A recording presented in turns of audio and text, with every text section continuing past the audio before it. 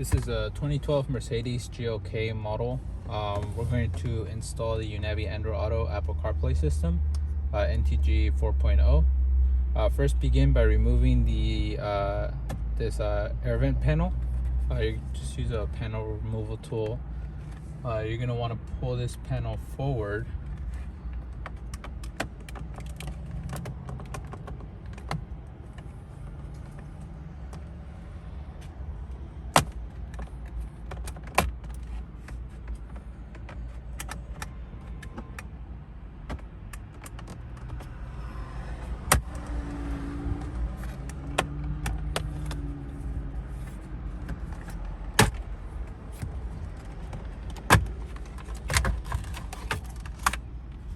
After pulling forward, there's going to be a connector right here. Just go ahead and undo that.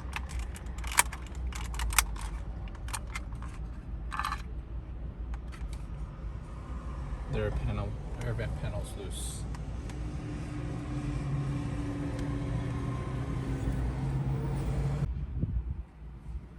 Next, we're gonna go ahead and remove this small panel right here above the radio.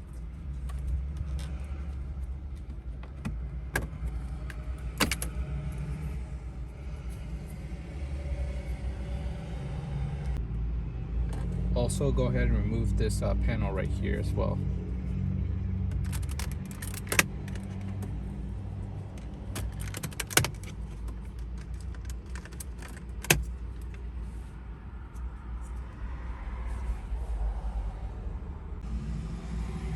Go ahead and remove these two screws in here. They are T20 type screws, so go ahead and undo these two.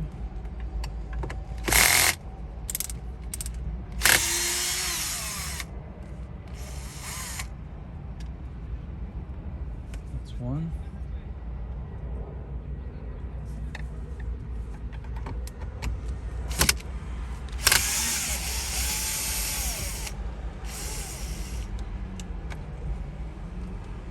That's two. Now with the two screws removed, on the inside there's going to be two tabs, that one, and there's going to be one right here as well, right in there. Go ahead and lift those tabs up on both sides.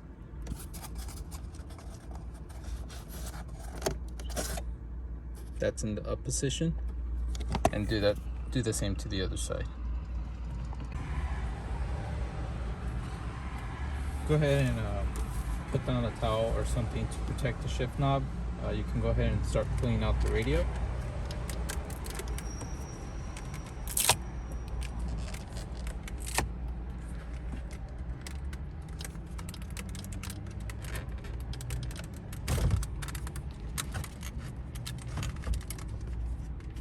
There probably will be a small connector right here on this side that you'll have to undo.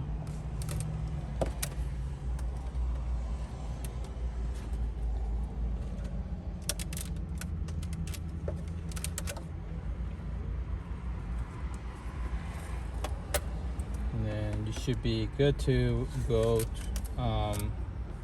to work on the back side.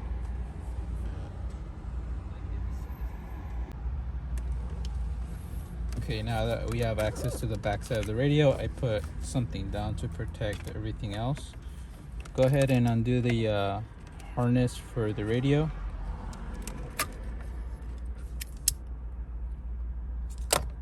And undo this connector right here as well. It just pulls straight out.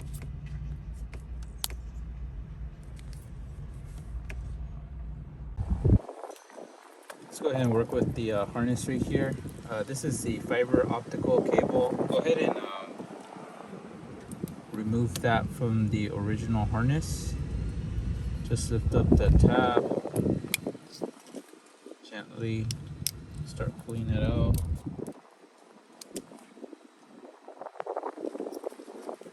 Set that aside.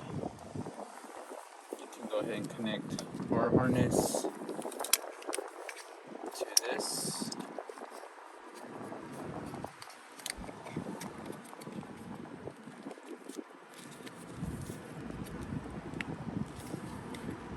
go. And then on the other side, go ahead and connect that fiber cable right here, fiber optical cable. Connect that here.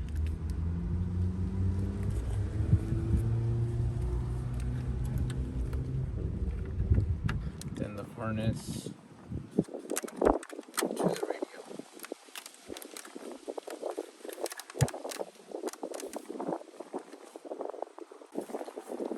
We have two sets of LVDS cables. Let's go ahead and work with this one first. This is a female connector. Find your original cable that you disconnected for the screen. Connect these two together.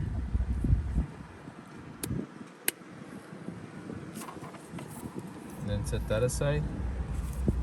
And then for the other one, go ahead and connect this connector right here to the back side of the radio.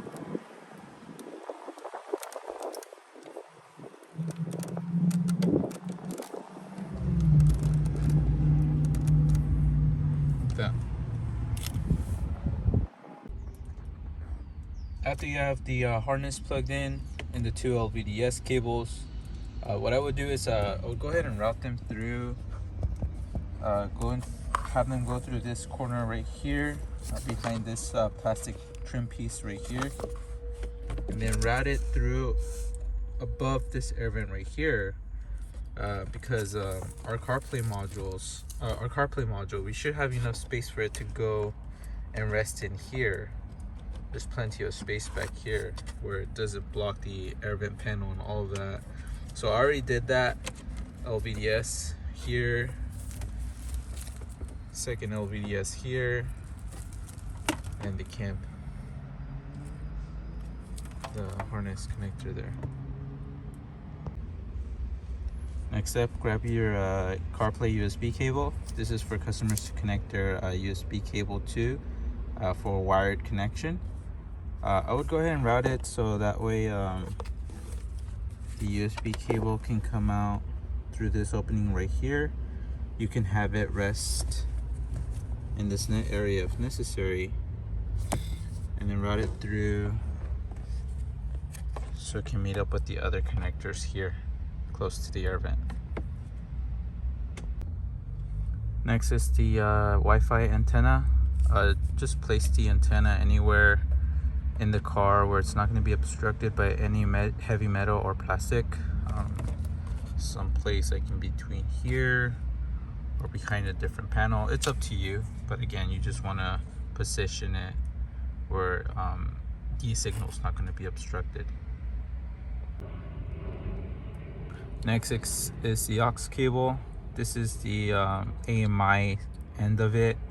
The AMI end of it is going to need to route to the armrest compartment.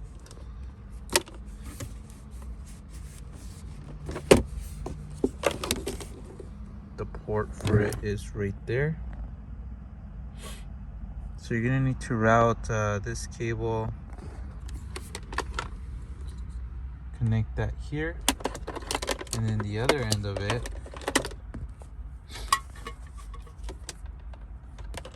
you'll route through underneath these panels right here, the cup holder and the shifter panel, behind the climate control, and then route it through up here with the rest of our connections. And you're actually going to connect this to this harness right here. The aux is right here.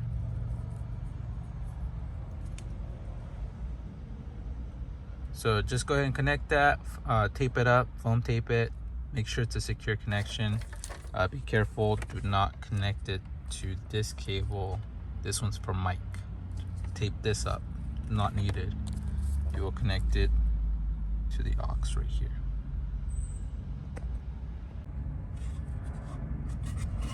For your switch settings, these are the settings that I set. One is off, 2, 3 on, 4 off, 5 on, 6, 7, 8 off. The dip switch settings are going to depend on the car. It's also going to depend on the screen size. So just refer to the user manual, but these are the settings that I have. Let's go ahead and begin making our connections to the set-top box. Let's start with these connectors right here. Let's search for our Wi-Fi antenna. Connect that here. CarPlay USB.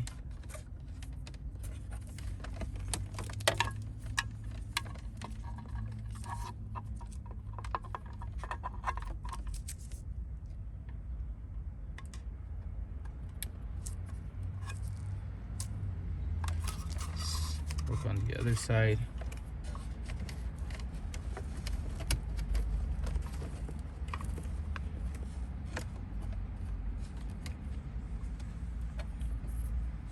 I do have the LVDS out.